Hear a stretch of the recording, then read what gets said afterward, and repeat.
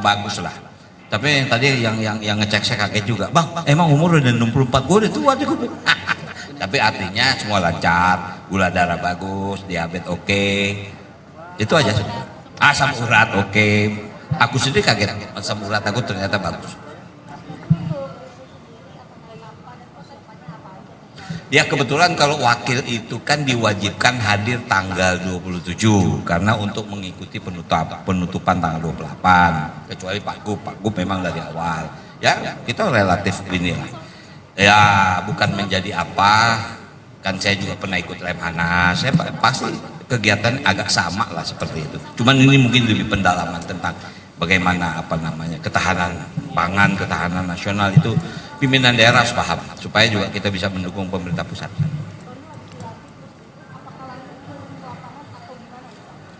Habis besok dilantik, hari pertama sudah bekerja.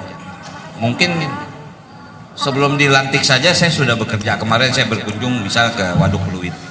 Saya melihat kemudian waduk di Muara Baru dan saya berkunjung ke Pik. Artinya karena sebelum dilantik rob sudah menghadapkan. Nah, jadi Pak Gub juga minta saya untuk melihat situasi itu sehingga 100 hari program kerja kita yaitu pengerukan sungai akan kita lakukan.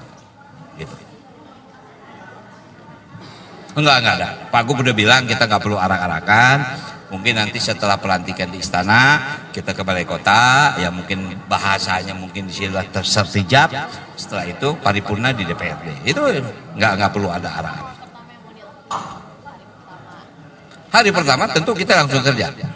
Jadi, tentu kita akan panggil semua SDA, SKPD, supaya kita paham. Ya, kan sebetulnya kan tim transisi sudah bekerja. Semua kedinasan sudah paham maksud tujuan Pak Gub dan saya apa. 100 hari kerja apa. Jadi itu yang akan kita pantau. Ya kalau ini nggak bisa mengikuti, kita tinggal lihat evaluasi selanjutnya.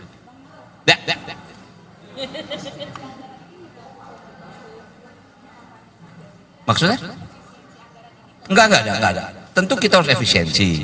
Saya mendapat laporan dari tim transisi, bukan tidak besar, tapi artinya Pemda DKI diharapkan efisiensi itu enggak lebih dari 38 miliar. Maaf, bukan kecil, tapi artinya tidak terlalu besar seperti wilayah yang lain. Karena memang secara APBD Jakarta itu sebetulnya mandiri.